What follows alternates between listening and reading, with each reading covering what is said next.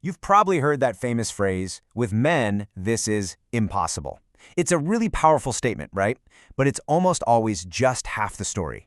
So today, we're going to unpack the full context and see how the second half of that sentence completely flips our whole understanding of what's possible. So, here's our game plan. We've got 5 quick stops. We'll kick things off with the rich man's question that started this whole thing. Then we'll get into the disciples' dilemma, which reveals a pretty core human impossibility. From there, we hit the turning point, what we're calling divine possibility. And then finally, we'll land on the big takeaway, what it means to be saved by grace. All right, so let's set the scene. Our story starts while Jesus is on his final trip to Jerusalem.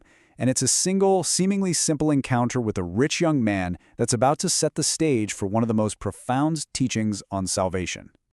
And there it is, that first half of the phrase. By itself, it sounds kind of bleak, doesn't it? It frames a problem that, from our point of view, seems totally unsolvable. And that right there, that's the puzzle we're here to piece together. And believe it or not, it all began with this one question. A rich young man comes up to Jesus and asks him, point blank, what actions, what deeds, what must I do to get eternal life? You hear that? The focus is 100% on his own effort. Well, Jesus comes back with a challenge. He talks about how tough it is for the wealthy to enter God's kingdom. And it's not because money itself is evil or anything. It's because it's just so easy to rely on it, you know? It can become this huge obstacle that gets in the way of putting your complete faith in God alone. Okay, so this teaching, it didn't just rattle the rich man. It absolutely stunned the disciples. What Jesus just said went against pretty much everything they thought they knew about how the world worked. And to really get why they were so shocked, you have to understand the culture. Back then, being wealthy wasn't a problem. It was seen as proof that God was blessing you. So in their minds, if this rich, clearly blessed guy couldn't be saved, then who on earth could be? And that was their next question, and you can just feel the desperation in it. It's totally dripping with shock. They're looking at this purely from a human angle and thinking, wait a minute, if the best of us, the most blessed can't make it, then nobody can. We're all doomed. And here's the surprising part. The first half of Jesus' answer actually confirms their fear, but not in the way they're thinking. He pivots the conversation to the fundamental limits of human ability itself. So this is the key. Jesus basically says, you're right. From a human perspective, it is impossible. You could have all the money, all the status, do all the good deeds in the world, and you'd still be completely powerless to save yourself. So why is that? Well, things like wealth and success, they train us to be self-reliant. They make us trust in our own skills, our own bank accounts, instead of developing a simple, almost childlike trust in the mercy of God.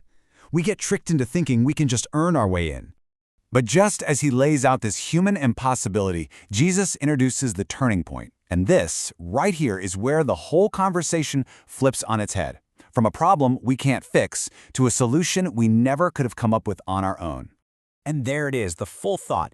With men, this is impossible, but with God, all things are possible. This isn't just a nice little saying to make us feel better. No way. This is the key that unlocks the entire puzzle. It completely reframes the idea of salvation. And when you look at it like this, the contrast is just crystal clear. On the human side of the ledger, you've got impossibility, powerlessness, and self-reliance. But on God's side, you have unlimited possibility. Salvation isn't something we achieve. It's a gift that relies completely on His grace and mercy. So the solution isn't about trying harder or being a better person. It's about shifting our trust. It's our belief in Jesus that becomes the bridge, the thing that connects our human impossibility to God's divine reality. And this leads us to the absolute core implication of everything Jesus just said. And honestly, it's a revolutionary idea. Salvation is a result of grace, not a reward for our own hard work or accomplishments. This verse from Titus just says it perfectly. It echoes that same message. God saved us, but not because of all the good, righteous things we did. No, He did it simply because of His mercy. It's a gift, plain and simple. And the ripple effects of this truth are just massive. It means there is zero room for us to boast about how good we are. It makes any attempt to justify ourselves totally useless.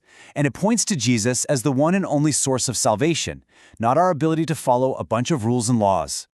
When you boil it all down, it comes to this: our only hope, our only real confidence for salvation. It's not found in ourselves or what we're capable of doing. It's found in God alone, the one for whom nothing is impossible. So, that leaves us with one final and really crucial question to think about.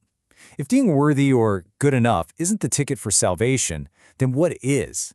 And the answer, as we've seen today, points us away from ourselves and toward a radical trust in the grace of God.